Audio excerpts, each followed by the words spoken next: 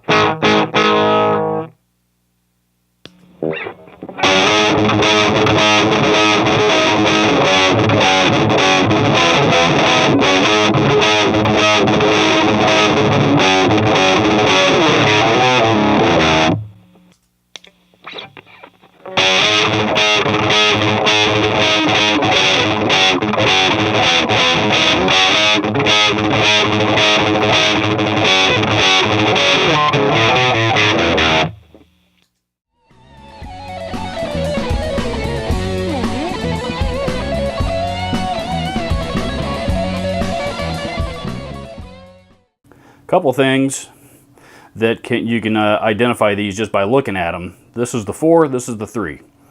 The version 4 obviously has the arrows. The most noticeable thing is the arrows going around each of the knobs, the directional arrows. The 3 doesn't have that. The OCD logo on the 4 is a little bit larger, as well as the Fulltone logo. And you know, again, a little bit smaller on the 3. The 4 actually has thumb screws on the side, which you can actually take this thing apart by hand. You don't need a screwdriver or anything should you need to get inside of it. The 3, my version of it anyway, still need a gotta have a screwdriver. And the other noticeable difference that you could see, particularly in the video, is the 4 has a red LED and the 3 has a blue.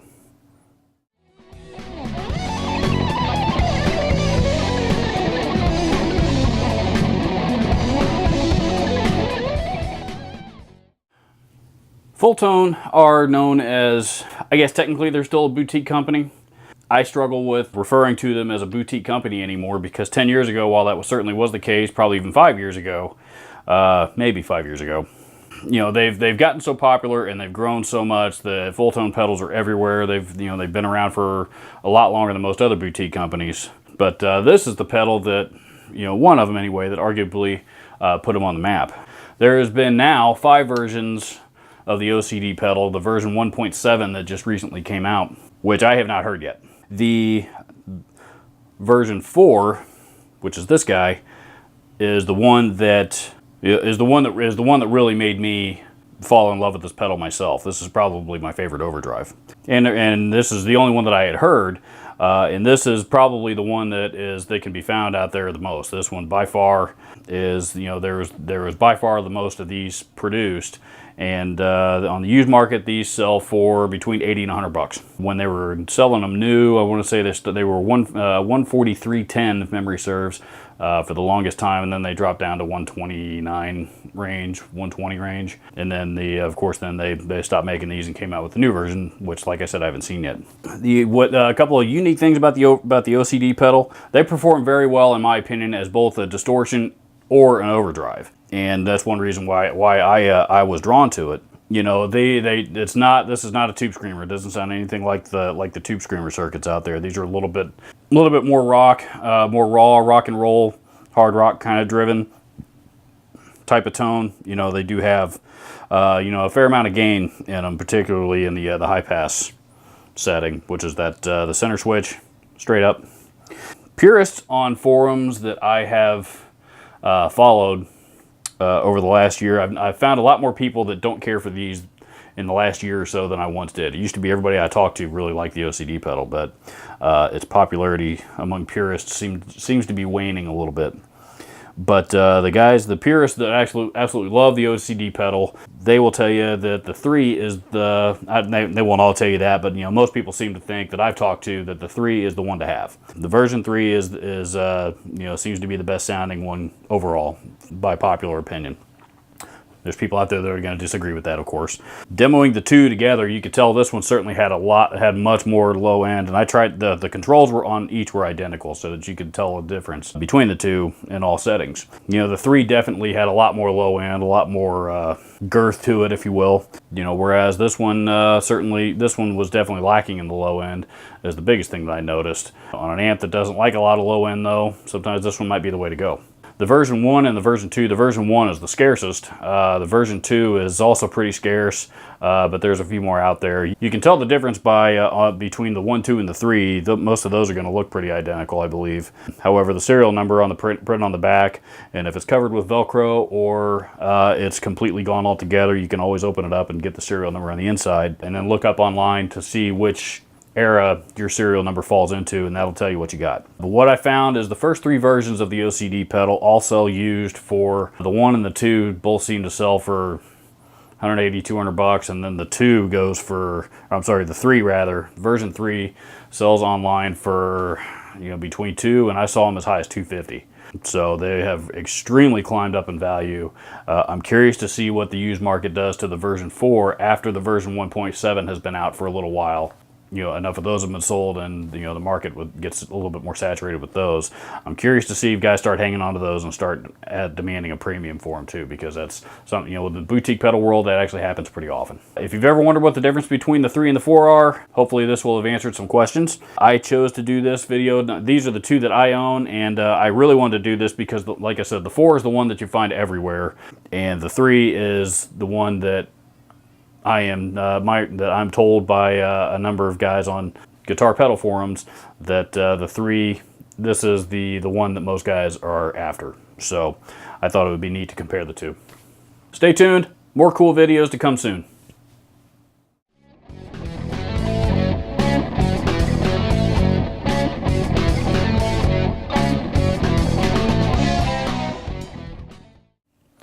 If you're a musician watching this video and you have broken or unwanted instruments lying around, please go visit my friends Share the Music on Facebook at the link on your screen and down below in the description to learn how you can help change somebody's life.